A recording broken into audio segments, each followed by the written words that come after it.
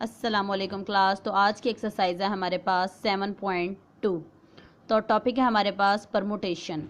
तो class lecture शुरू करने से पहले आपने मेरे चैनल को लाइक और सब्सक्राइब कर देना है ताकि जो मेरे आने वाले लेक्चर्स हों वो आप लोगों तक पहुंच सकें। तो क्लास टॉपिक की तरफ आते हैं। टॉपिक है हमारे पास परमुटेशन। तो इसके लिए जस्ट आपको ये वाला फार्मूला याद करने पड़ेगा। NPR is equal to n factorial divided by n minus R factorial. तो क्लास क्वेश्चन नंबर 1 देखें। क्वेश्चन नंबर 1 का फर्स्ट पार्ट 20p3। 20 क्या है हमारे पास n और 3 क्या है हमारे पास r। तो इसको हम इस वाले फार्मूले में पुट करवाएंगे 20 factorial divided bye 20 minus 3 factorial. तो इसको हमने उसी तरह से कर लिया। अगर आप इसको कैलकुलेटर पे भी डायरेक्ट करें तो आपके पास आंसर यही आएगा। ठीक है, तो क्लास हमने इसको इस तरह से कर लिया 20.19.18.17 फैक्टोरियल डिवाइडेड बाय 17 फैक्टोरियल। ये और ये कैंसिल हो गया, तो यहाँ से इनको मल्टीप्लाई करवाएं तो आंसर आएगा हमारे पास 6840। तो क्लास इसके जो बाकी पार्ट्स है वो भी एज इट इज़ इसी तरह से हैं, उनमें जस्ट आपने वैल्यूज़ को फार्मूले के अंदर पुट करवाना है। तो क्लास क्वेश्चन नंबर 2 देखिए, find the value of n। इसका फर्स्ट पार्ट देखिए NP2 इज इक्वल टू 30। अब हमने यहाँ से n की वैल्यू फाइंड करनी है। तो क्लास इसको इस तरह फार्मूले की तरह लिख दिया n factorial divided by n minus 2 factorial. r की जगह पे हमने 2 लिख दिया इज इक्वल टू 30।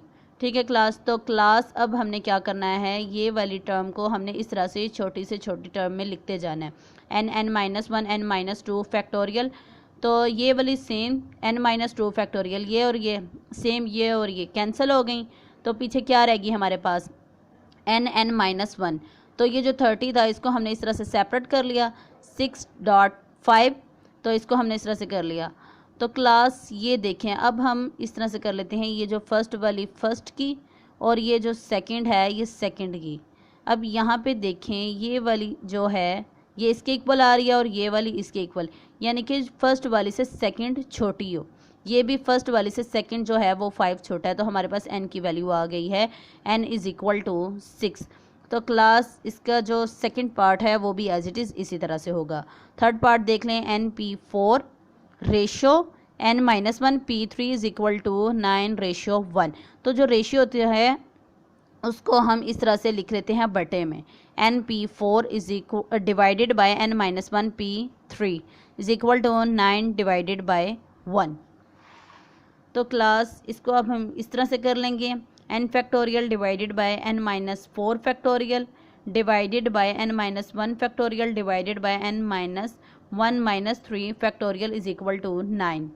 तो क्लास यहाँ पे देखें, इसको जब हम इसको सॉल्व करेंगे तो ये इस तरह से हो जाएगी और ये इस तरह से, इसको हमने इस तरह से लिख लिया, ये और ये कैंसिल, उधर से ये और ये कैंसिल। तो n की वैल्यू हमारे पास सिंपल इजी तरीके से आ गई, n इज़ इक्वल टू 9। तो क्लास इसके जो बाकी पार्ट्स हैं वो भी एज इट इज़ इसी तरह से होंगे। तो क्लास क्वेश्चन नंबर 3 देखें, prove from the first principle that.